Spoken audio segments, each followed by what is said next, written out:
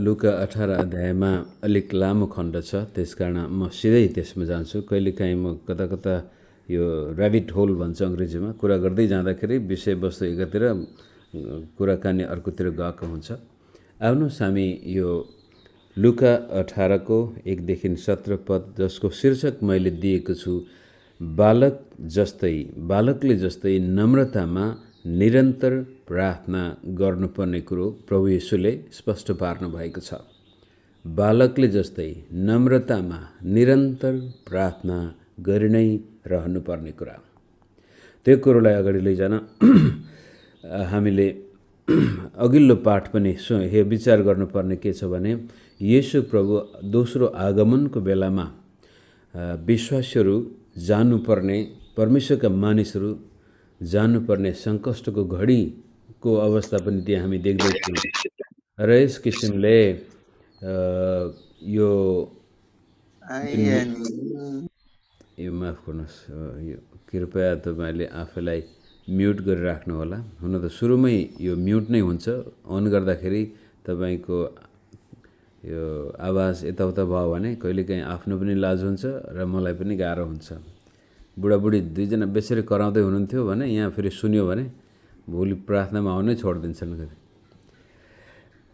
आउनुहोस्, यो के भन्दै थिएँ म, यो माथिल्लो पाठमा हामीले हेरेका थियौँ कि यीशु ख्रीष्टको दोस्रो आगमनको समयमा विश्वासीहरू निकै ठुलो सतावट, खेदो, परीक्षाबाट भएर जानेछन् र त्यस्तो स्थितिमा पनि कसरी चाहिँ हामी हाम्रो विश्वासलाई बचाइराख्छौँ भन्ने कुरा प्रस्तुत गर्न यीशु प्रभुले यो खण्ड हाम्रो सामनेमा राख्नु भएको छ। 1 पदबाट हेरौँ। तिनीहरू सधैँ प्रार्थना गरिरहुन् र निराश नहुन् भन्ने हेतुले उहाँले तिनीहरूलाई एउटा दृष्टान्त भन्नुभयो। पहिलो कुरो त येशू प्रभुले हाम्रो आवश्यकता बुझेर यो कुरो हामीलाई अगाडि नै तयार गर्नुभएको देखिन्छ। निरन्तर प्रार्थना गरि नै रहन्। मत्ती 6 अध्यायमा पनि र 7 अध्यायमा पनि यो कुरो दोहोरिएको छ, निरन्तर प्रार्थना गर्नुपर्ने। लुकाले पनि पहिल्यै 11 अध्यायमा प्रभुको प्रार्थनामा पनि, त्यसपछि अर्को ठाउँमा माग त तिमीहरूलाई दिनेछ, खोज त तिमीहरूले भेट्टाउनेछौ, घजघजाउ त ढोका तिमीहरूका निम्ति उगारिनेछ। यस किसिमले निरन्तर प्रार्थनाको आवश्यकता येशू प्रभुले बुझ्नु भएको छ हाम्रो निम्ति। र यो हामीलाई मात्र नभएर येशू प्रभु स्वयंले आफ्नो जीवनमा प्रमाणित गर्नुभएको पनि हामी सुसमाचारमा देख्छौँ। उहाँ धेरै पटक कहिले एकान्त निर्जन ठाउँमा, कहिले पहाडमा, हुनसक्छ कहिले बगैँचामा, कहिले कोठामा, तर येशू प्रभुको जीवन प्रार्थनाद्वारा परिभाषित भएको हामी देख्दछौँ। र त्यो कुरो हामीले पनि हाम्रो जीवनमा आवश्यक हुने भएको कारण नै येशू प्रभुले यो भन्नुभएको छ।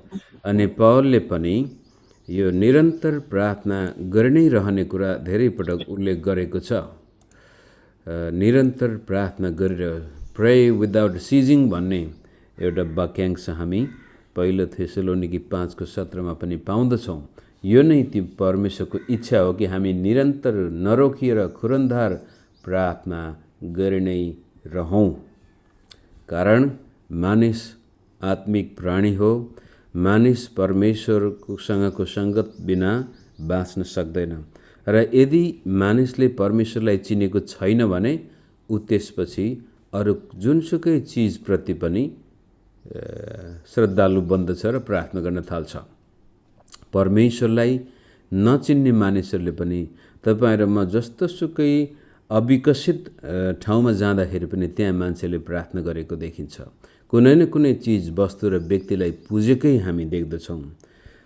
कारण हामी परमेश्वरको स्वरूपमा बनाइएको प्राणी भएको कारण हामीलाई परमेश्वरसँग सङ्गति चाहिन्छ, अथवा परमेश्वरमाथि निर्भर हुन आवश्यक छ। हामी मानिस एक्लै यस संसारमा हुँदाखेरि कता कता उसमा एक किसिमको असुरक्षा महसुस हुन्छ।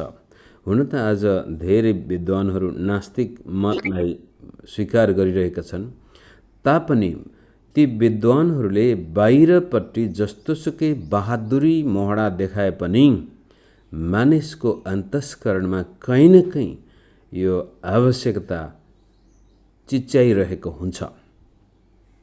एकजना निकै प्रख्यात नास्तिक विद्वान हुनुहुन्थ्यो क्रिस्टोफर हिचिन्स।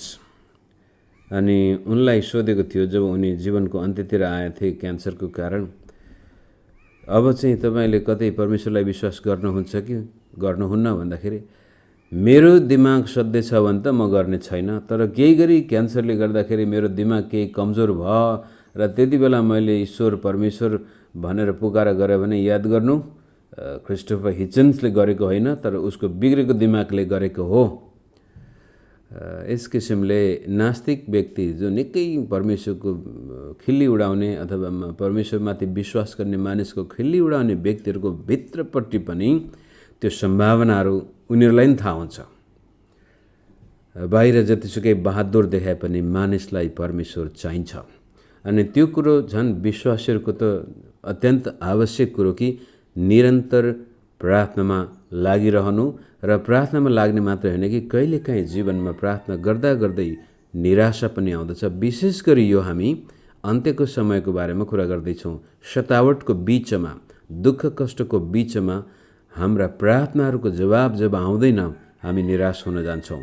त्यो पनि नहुनको लागि येशू प्रभुले यो दृष्टान्त भन्नुभयो। आउनुहोस् हामी यो दृष्टान्त हेरौँ। कुनै एउटा सहरमा परमेश्वरको भय नमान्ने र मानिसको वास्ता नगर्ने एकजना न्यायाधीश थिए। त्यसै सहरमा एउटी विधवा थिई। त्यो तिनी कहाँ आइरहन्थी र भन्थी, मेरो बादीको अघि मेरो न्याय गरिदिनुहोस्। यो विधवा चाहिँ न्यायाधीशको अगाडि न्यायको लागि आउँदैछ। अनि यस्तो न्यायाधीश जो परमेश्वरको पनि डर नमान्ने, भय नमान्ने, मानिसको पनि वास्ता नगर्ने, यसले गर्दाखेरि यो अवश्य पनि रोम सरकारबाट खटाइएको न्यायाधीश हुनुपर्छ। अब यहुदीहरूको नियम कानुन अनुसार एल्डरहरू कहाँ गएर यस्ता न्यायको लागि निवेदन राख्नुपर्छ भने यो विधवी आइमाई चाहिँ अदालत कहाँ गई, एउटा न्यायाधीश कहाँ गई र रोमी सरकारले विभिन्न प्रान्तमा आफ्ना न्यायाधीशहरू नियुक्त गर्दथ्यो। त्यसै कारण रोमको जुन शासन प्रणाली छ त्यो अत्यन्त प्रभावकारी र जनताको लागि पनि फाइदाजनक थियो। र हुन त भ्रष्टाचार त्यति बेला पनि थियो, तरै पनि यदि सम्राट ठिक छ भनेदेखि त्यहाँ जस कसैले भ्रष्टाचार गरेको खण्डमा त्यसको उठिवास लगाइन्थ्यो। जसै पिलातसले पनि भ्रष्टाचार गरेको आरोप लगाइएको छ परम्परा अनुसार, र पछि उसलाई यहुदियाबाट के भन्छ निर्वासनमा कतै पठाइएको छ। पछि निर्वासनमै मर्छ। कतिको भनाइअनुसार त उसका दुईटै हात पनि काटिएका थिए। त्यस किसिमले यो न्यायाधीश यस्तो न्यायाधीश छ जो एकदमै दुष्ट छ। परमेश्वरको भय पनि छैन, मानिसको वास्ता पनि छैन उसलाई। ऊ आफ्नो स्वार्थपूर्तिको लागि आफ्नो शक्तिमा ऊ मोजमजा गर्दैछ। यस्तो न्यायाधीशको सामने एउटा अबला नारी, त्यो पनि विधवा जान्छे। 4 पद, तिनले केही समयसम्म त मानेनन्। सायद यसले चाहिँ पक्कै पनि घुस मागेको थियो होला। तर पछिबाट तिनले आफ्नो मनमा भने, म परमेश्वरको डर मान्दिनँ, मानिसको वास्ता पनि गर्दिनँ, तर यस विधवाले मलाई हैरान पारेकी हुनाले म त्यसको न्याय गरिदिनेछु, नत्र त तिनी एकहोरो आएर मलाई वाक्क बनाउनेछ, अथवा मलाई यसले मेरो प्राणी खानेछ भन्ने खालको। यो वाक्क भन्नाले यसले दिक्क लागेपछि झिजो सहँदा सहँदा म बिरामी पर्नेछु भन्ने अवस्था उसले देखाउँदछ। त्यस कारण तिनले त्यसको न्याय गरिदिन्छन्। अब यो दुष्ट न्यायाधीश र परमेश्वरको तुलना गर्दाखेरि हामीले याद गर्नुपर्ने कुरा बिस्तारै हेरौँला। र अब 6 पदमा हेरिहालौँ। सुन, प्रभुले भन्नुभयो, ती अधर्मी न्यायाधीशले के भन्दछन्? के परमेश्वरले उहाँलाई रात दिन पुकार्ने आफ्ना चुनिएकाहरूको न्याय गर्नुहुन्न र? यो दुष्ट न्यायाधीशले त त्यो विधवाले निरन्तर गरेको प्रार्थना अथवा निवेदनका कारण न्याय दिन तयार भयो भने त्यस्तो विधर्मीको तुलनामा अब परमेश्वर अझ कति धर्मी हुनुहुन्छ र उहाँले हाम्रो कति उत्तम तरिकाले न्याय गर्नुहुनेछ। यी प्रश्नहरूको जवाब सकारात्मक छ। 8 पदमा, म तिमीहरूलाई भन्दछु, उहाँले चाँडै नै तिमीहरूको न्याय गरिदिनुहुनेछ। तापनि मानिसको पुत्र आउँदा के उसले पृथ्वीमा विश्वास भेटाउनेछ र? अब फेरि यो दृष्टान्त येशूको दोस्रो आगमनको पृष्ठभूमिमा भनिएको कारण सायद हामी सतावटमा पर्दाखेरि प्रकाशको किताबमा पनि सन्तहरूले पुकारा गरेछन्, प्रभु कबसम्म तपाईँका मानिसलाई यस्तो दुःख हुनेछ, कबसम्म यो सतावटमा हामी जान्नुपर्नेछ, कबसम्म हामी यो रगत बगाउनु पर्नेछ तपाईँको राज्यको लागि भनेर त्यहाँनिर सन्तहरूको प्रार्थना पनि देख्दैछौँ। त्यस्तै किसिमले यहाँनिर पनि ख्रीष्ट येशूमा विश्वास गर्ने मानिसहरू जब अन्यायमा पर्नेछन्, जब सताइनेछन्, जब दुःख कष्ट आउनेछ, त्यति बेलामा विश्वासका साथ विश्वासबाट नहटिकनै ख्रीष्ट येशूमा हामी विश्वास योग्य भएर प्रभुको इच्छा खोजी नै राख्छौँ भनेदेखि परमेश्वरले अवश्य न्याय गर्नुहुनेछ। उहाँले भन्छ तिमीहरूको न्याय चाँडै गर्नुहुनेछ। यो येशू ख्रीष्टको दोस्रो आगमनको कन्टेक्स्टमा मात्र नभएर तपाईँ र मेरो व्यक्तिगत जीवनमा पनि लागू हुन्छ मित्रहरू। जब कसैले तपाईँको खैरो खन्दैछ, जब कोही व्यक्ति तपाईँको विरुद्धमा आइलागेको छ भने तपाईँ र मैले हरेस खानु हुँदैन। परमेश्वर कहाँ निरन्तर गएर आफ्ना बिन्तीहरू बिसायौँ भनेदेखि हुनसक्छ त्यो व्यक्तिले हाम्रो चरित्र हत्या गरेर हामीलाई खसालेर हाम्रो सत्यानाश गर्न सक्छ, संसारमा हाम्रा सम्पत्तिहरू पनि हडपेर लान सक्छ, हाम्रा सेवकाई डमाडोल, हाम्रा बिजनेस व्यापारहरू खत्तम हुन सक्छन्, हामीहरूलाई जागिरबाट निष्कासन गरिदिएको हुनसक्छ, समाजबाट बहिष्कृत हुनु पर्ला। तापनि त्यस्तो स्थितिमा न्यायको लागि परमेश्वरमा हामी निरन्तर विश्वासका साथ प्रार्थना गरि नै रहन्छौँ भनेदेखि परमेश्वरले आफ्नो समयमा गजबले न्याय गर्नुहुन्छ। यो क्षमादानको विषयमा पनि कुरा गर्दाखेरि म भन्छु, जब तपाईँ र म कुनै व्यक्तिलाई क्षमा दिन्छौँ भने त्यति बेलामा हामीले परमेश्वरको न्यायमाथि विश्वास गर्दछौँ। क्षमा दिने कहिलेकाहीँ म त साह्रै आत्मिक व्यक्ति, मैले त क्षमा दिएँ भन्नुभन्दा पनि म त कमजोर मानिस हुँ, म एउटा अबला नारी विधवा जस्तै हुँ, मेरो सहायता गर्ने कोही पनि छैन यो संसारमा। तापनि म परमेश्वरको न्यायमाथि विश्वास गर्दछु र उहाँले आफ्नो समयमा मेरो न्याय ठिक गर्नुहुनेछ र नभन्दै तपाईँ र मेरो जीवनमा हामीले त्यो देख्ने पनि छौँ। यस किसिमले पहिलो कुरो निरन्तर प्रार्थनाको आवश्यकता र कतिपटक प्रार्थनाको जवाब नआउँदाखेरि निराश नहुनको लागि प्रभुले दिएको दृष्टान्त हामी कहिल्यै नभुलौँ।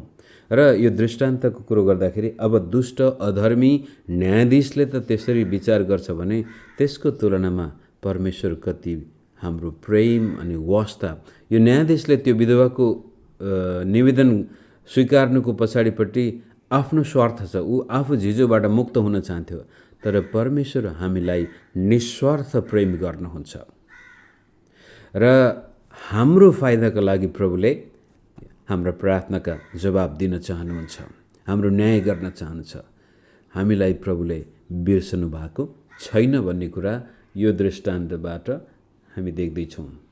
र अन्तिममा 8 पद यो धेरै महत्त्वपूर्ण छ। 8 पदको तापनि न्याय पाए पनि, परमेश्वरलाई हामीले गरेका प्रार्थनाका जवाब आए पनि नआए पनि अन्तिम निष्कर्ष चाहिँ तापनि मानिसको पुत्र आउँदाखेरि के उसले पृथ्वीमा विश्वास भेटाउला र? यो एउटा तितो विडम्बना पास्टरी सेवकाईमा हामी जतिजना लागेका छौँ र जो लामो समयसम्म विश्वासी भएर आएका छौँ, हामीले मण्डलीमा धेरै पटक यी घटनाहरू देख्छौँ।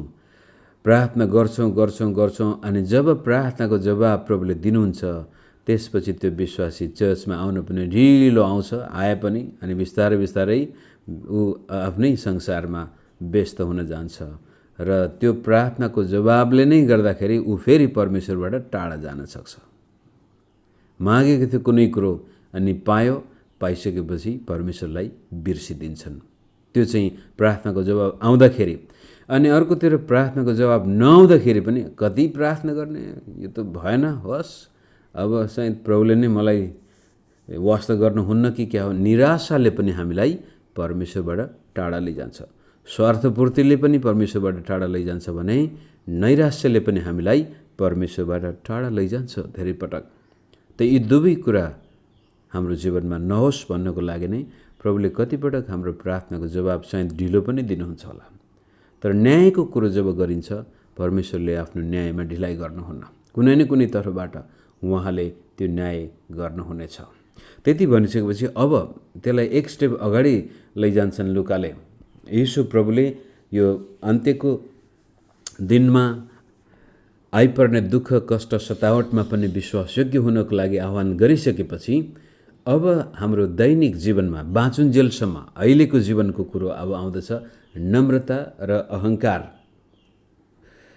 त्यसलाई स्पष्ट पार्न अर्को दृष्टान्त 9 पद, आफैमाथि भरोसा राख्नेहरू र आफैलाई धर्मी ठानी अरूहरूलाई तुच्छ ठान्नेहरू कसै कसैलाई उहाँले यो दृष्टान्त सुनाउनु भयो।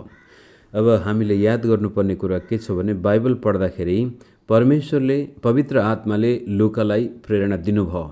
अनि तरै पनि लुकाले पनि आफ्नो मनाशय अनुसार, आफ्नो योजना अनुसार मैले यो सुसमाचार लेख्दाखेरि, सुसमाचारलाई एकत्रित गर्दाखेरि कुन कुन विषय, कुन पछि के राख्दा मेरो सन्देश जान्छ भन्ने कुरा पनि हामीले बिर्सनु हुँदैन। त पहिलो कुरो, यो अन्त्यको समयमा आइपर्ने दुःख कष्टको बीचमा पनि विश्वासयोग्य विश्वासीको आवश्यकता थाहा पाएर त्यो दृष्टान्त भनिसकेपछि अब दैनिक जीवनमा हिजो आज सधैँभरिको लागि कस्तो प्रकारको जीवन हाम्रो हुनुपर्छ त यो प्रार्थनामा, अथवा परमेश्वरसँगको हाम्रो सम्बन्ध कस्तो हुनुपर्छ भन्ने कुरा स्पष्ट पार्न दोस्रो दृष्टान्त त्यति नै महत्त्वपूर्ण छ। यो कस्तोको माथिको चाहिँ अब हामीहरू सबै निरन्तर प्रार्थना गरून् र निराश नहोस् भन्नको लागि गरिएको थियो भने यो चाहिँ आफैमाथि भरोसा राख्ने र अरूलाई तुच्छ ठान्ने, आफूभन्दा अरूलाई तुच्छ ठान्ने। यी दुईटा कुराहरू धेरै नै खतरनाक चिज हुन्। पहिलो कुरो, आफैमाथि भरोसा राख्नु त एक किसिमले आफैलाई ठग्नु हो भने आफूभन्दा अरूलाई तुच्छ ठान्नु परमेश्वरको नजरबाट पनि पतन हुनु हो।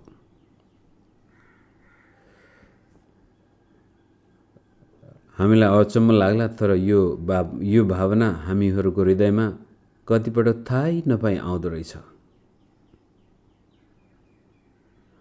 यदि म त फलानु जस्तो छैन भन्ने भावना आउने बित्तिकै तपाईहरु मैले आफैलाई यो उखानमा हालिसक्यौं।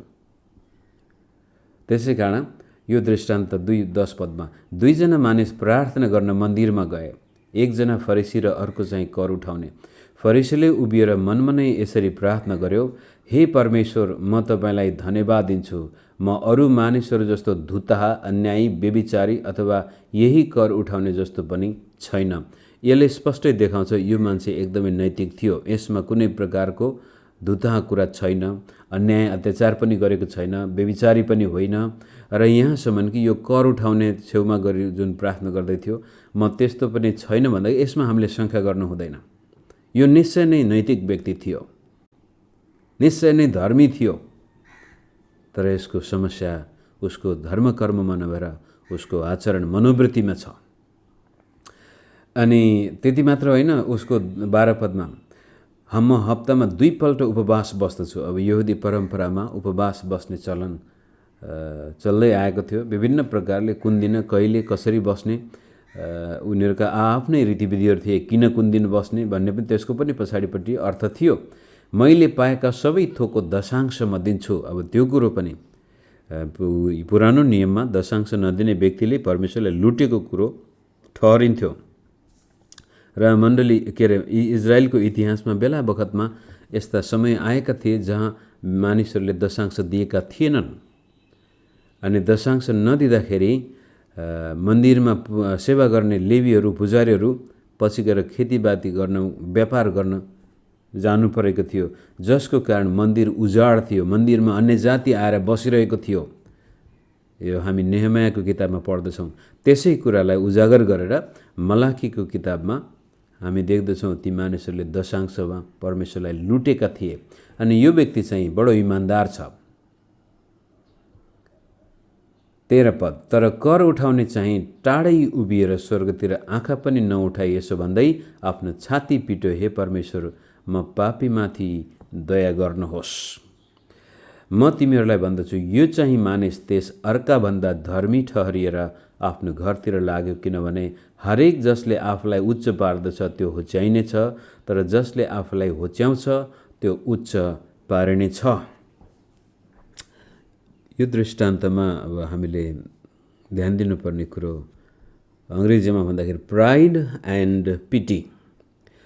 प्राइड भन्ने बित्तिकै त्यो अहङ्कार, उसको धर्म कर्ममा, नैतिकतामा, उसले गरेका गतिविधिमा अहङ्कार आयो। र बाइबलले बडो स्पष्ट भाषामा भनेको छ, हितोपदेशमा पनि, याकुबमा पनि, पत्रुसमा पनि, परमेश्वरले अहङ्कारीको विरोध गर्नुहुन्छ, परमेश्वरले घमण्डीको विरोध गर्नुहुन्छ। अब परमेश्वरले नै विरोध गरेपछि त सिधिहाल्यो। जतिसुकै हामी धर्मी भए पनि काम लागेन, जतिसुकै राम्रो प्रार्थना, राम्रो दशांश भेटीदेखि लिएर उपवासदेखि लिएर यदि हामीमा अहङ्कार आएको छ भने त्यसपछि हामी परमेश्वरका दुश्मन भइहाल्यौँ। त बालकले जस्तै भन्ने कुरा हामी दोस्रो खण्डमा हेर्नेछौँ। मेरो शीर्षक आज मैले सुरु तलबाट माथिसम्म उचालेको थिएँ, बालकले जस्तै नम्रतामा निरन्तर प्रार्थना यदि हामीले गर्ने हो भनेदेखि यी दृष्टान्तहरूलाई हामीले निकै गम्भीरतापूर्वक लिनुपर्ने हुन्छ।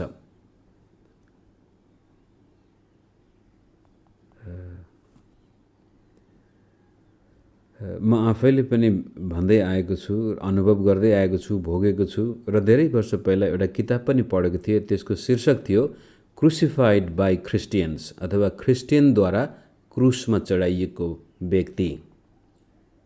अनि हामी यो के कुरा भन्ने गर्छौँ भनेदेखि यो अन्य जाति थियो, गैर क्रिस्चियन थियो भने म यसलाई क्षमा दिन सक्थेँ, तर यो क्रिस्चियन भएर पनि यस्तो गर्यो भन्ने कहिलेकाहीँ हामीलाई आउँदछ। र विशेष गरी चर्चको सेरोफेरोमा हामी तछाड मछाड गर्छौँ, तभन्दा म राम्रो भन्ने आत्मा सजिलै आउँछ। विशेष गरी तपाईँ र मैले नैतिक जीवन बिताउन सकेका छौँ, प्रभुलाई भेटी दशांश दिन सकेका छौँ, जे होस् बाइबल पढ्दाखेरि बाइबलका पूर्ण आज्ञाहरू पनि पालन गरेका छौँ, चर्चमा पनि हामी निरन्तर गएका छौँ, आफ्नो जीवनबाट गर्नुपर्ने सबै कुराहरू गरिरहेछौँ भनेदेखि थाहै नपाइकन भित्रपट्टि यो किरा लागे जस्तै रोग लाग्छ। त्यो रोग चाहिँ म अरूभन्दा राम्रो छु।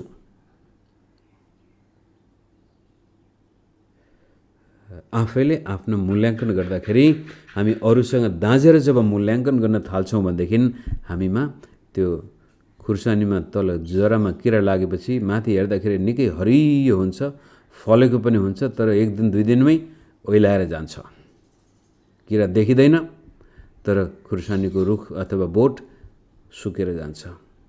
त्यस्तै किसिमले अहङ्कार पनि यो हामीले थाहा नपाइकनै, घमण्डपन पनि थाहा नपाइकनै आउँछ र हाम्रो जीवनलाई सुकाइदिन्छ। र विनाश आउनु अघि मानिसको हृदय अहङ्कारी हुन्छ। त यसलाई जसरी हामी निरन्तर प्रभुको चरणमा गएर प्रार्थना गर्नु परेको छ, त्यस्तै किसिमले निरन्तर आफ्नो हृदयलाई पनि हामीले जाँच्नु पर्ने हुन्छ मित्रहरू, अहङ्कार। र दोस्रो पक्ष छ यो पापीले आफ्नो छाती कर उठाउनेले छाती पिटेको छ। त्यसलाई हेर्ने बित्तिकै फेरि हामीले यस्तो पनि गर्नु हुँदैन कि जहिले पनि आफूलाई ए हो काम नलाग्ने पापी म खत्तम भनेर एकदमै आफ्नो अवमूल्यन पनि गर्नु हुँदैन। यो देखाउन खोजेको कुरो के भन्छ भने त्यो फरिसी चाहिँ एकदमै मानिसको सामनेमा आफूलाई धर्मी देखाउन खोज्दैछ, परमेश्वरसँग पनि घुर्की लाउँदैछ भने यो व्यक्तिले आफ्नो सही मूल्याङ्कन गरेको छ। र मानिसको नजरमा पनि कर उठाउनेहरू साह्रै अपहेली थिए र उनीहरूको आफ्नै विवेकमा पनि एक किसिमको दोषी भावना हुन्थ्यो कि म एउटा यहुदी भएर पनि आज देशद्रोही काम गर्दैछु।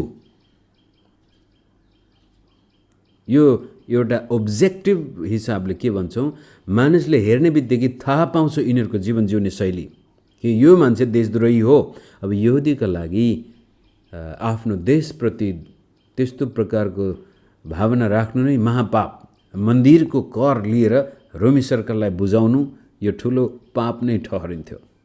त्यसै कारण यो कर उठाउनेले पनि स्वीकार गर्दैछ कि हो म वास्तवमा देशद्रोही नै हुँ, मैले परमेश्वरको मन्दिरको विरुद्धमा नै काम, तरै पनि हे प्रभु म के गरौँ, मेरो उपाय नै छैन एक किसिमले। र त्यसकारण म माथि दया गर्नुहोस् हे परमेश्वर। आज म यरुशलेमको विरुद्धमा गएको छु। बाबिलोनमा जब यिनीहरूलाई नबुकदनेजर राजाले लगेको थियो कैदी बनाएर, अनि बाबिलोनको त्यो मोज मस्ती गर्ने राजदरबारमा भोज भतेरमा यी यहुदी लेबीहरू, पुजारीहरू, गाजा बाजा बजाउने आराधना गर्ने टोलीका मानिसहरू गाउँछन् भन्ने कुरा थाहा पाएपछि यिनीहरूलाई राजाले त्यो मोज मस्तीका पार्टीहरूमा गीत गाउन लागेको थियो। अनि त्यति बेला यिनीहरूले भन्छन्, हामी सियोनका गीत यहाँ कसरी गाउँ?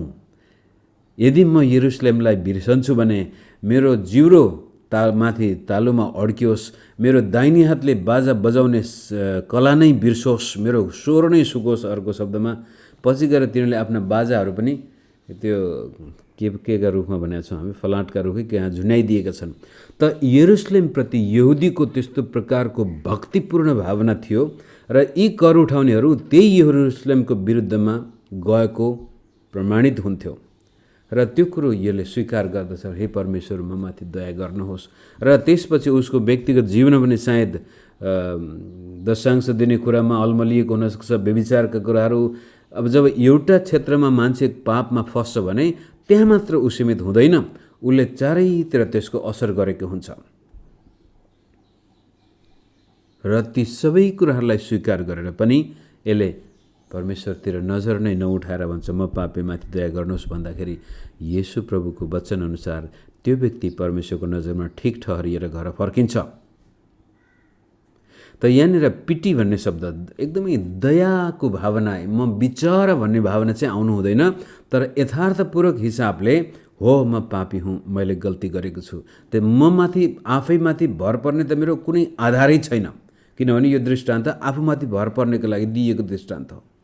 प्रभु मेरो हिसाबले त म तपाईँको सामनेमा आउन योग्यको छैन, तरै पनि तपाईँ दयालु कृपालु हुनुहुन्छ, त्यसकारण म माथि दया गर्नुहोस्।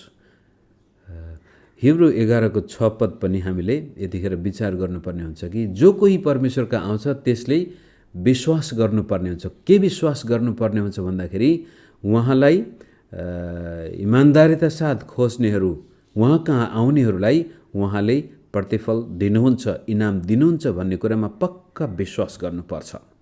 त खाली बिचरा म काम नलाग्ने भनेर हीनता बोधको आत्माले बिलाउन मात्रै होइन कि विश्वासका साथ आउनुपर्ने हुन्छ। र यो फरिसी पनि यो कर उठाउने पनि विश्वासका साथ आएको देखिन्छ। म पापी हुँ, म कर उठाउने नै हुँ, म देशद्रोही नै हुँ, तरै पनि परमेश्वरले मेरो पुकारा सुन्नुहुन्छ भन्ने विश्वास उसमा छ। र हाम्रो जीवनमा पनि बिलाउनको प्रार्थना भन्दा विश्वासको प्रार्थनाले नै बढी काम गर्दछ। त्यति भनिसकेपछि मेरो समय सिद्धिनु अगाडि अब हामी अन्तिम 3-4 पद 2-3 पद पनि हामी हेरौँ। येशूले छोइदिउन् भनी मानिसहरूले शिशुहरू उहाँ कहाँ ल्याए, नाबालकहरू उहाँ कहाँ ल्याए, तर चेलाहरूले यो देखेर तिनीहरूलाई हप्काए। येशूले तिनीहरूलाई आफू कहाँ बोलाएर भन्नुभयो, बालकहरूलाई म कहाँ आउन देऊ। माथि चाहिँ आमाबाउले शिशुहरू, नाबालकहरू हातमा बोकेर ल्याउँदैछन् होला, अनि येशू प्रभुले चाहिँ बालकहरू भनेपछि सायद अरू पनि त्यहाँ भुन्टा भान्टीहरू आथे होलान्। साना हातमा बोकेकादेखि लिएर हिँड्न सक्नेहरू पनि सबै आफ्ना छोराछोरी येशू प्रभु कहाँ आशिष दिनको लागि आमाबाउले ल्याएको कुरो देखिन्छ यहाँनिर। त्यसै कारण येशू प्रभुले भन्यो, बालकहरूलाई म कहाँ आउन देऊ, तिनीहरूलाई नरोक, किनभने परमेश्वरको राज्य यस्तैहरूको हो।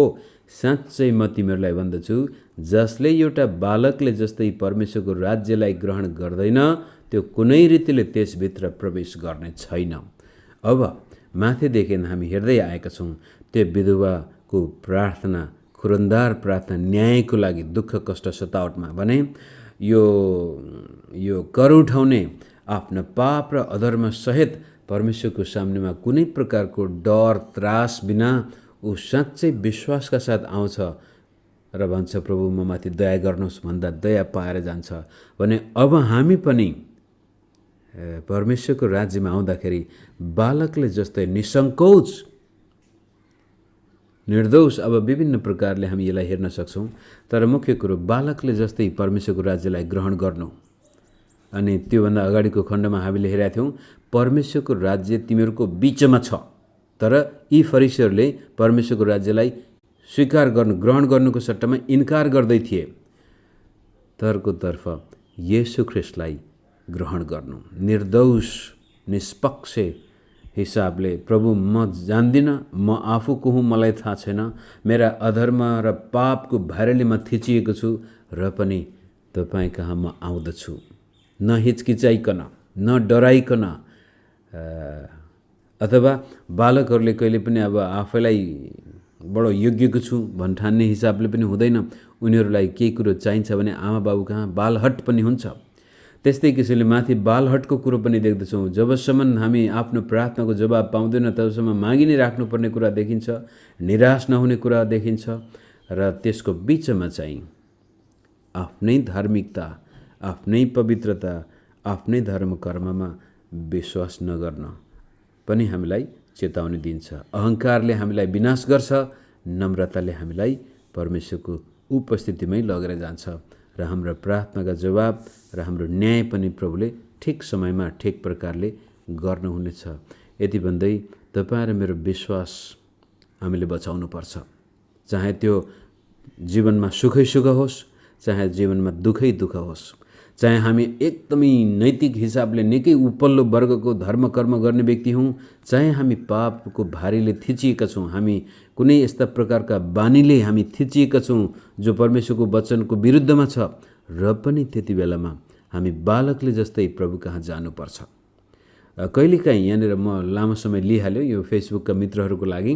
कहिलेकाहीँ के हुँदो रहेछ भने जब एकदमै पापको भारीले कोही व्यक्ति थिचिन्छ भने त्यो छिटै निराशा भएर परमेश्वर कहाँ जानुको सट्टामा ऊ अब आफै पापबाट छुटकारा पाउन प्रयास गर्छ, आफै धर्मी भएर बल्ल प्रभु कहाँ जान खोज्छ।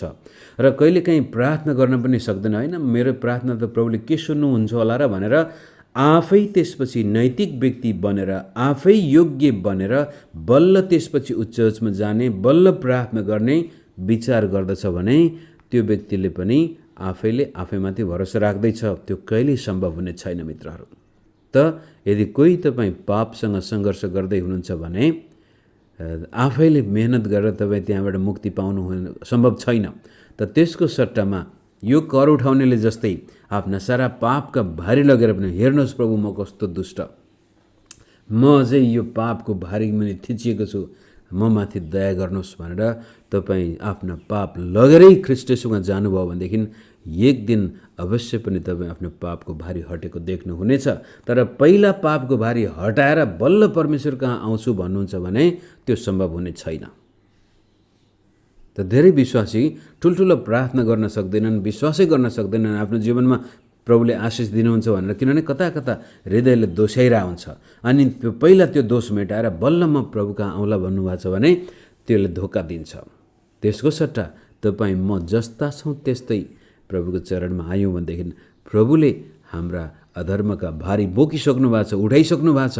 अब हाम्रो विश्वास बालकले जस्तै हो, प्रभु म यस्तै हुँ, अनि ख्रीष्ट येशूले तपाईँ र मेरो न्याय गर्नुहुनेछ र हाम्रो विश्वास पनि हामी बचाइराख्न सक्नेछौँ।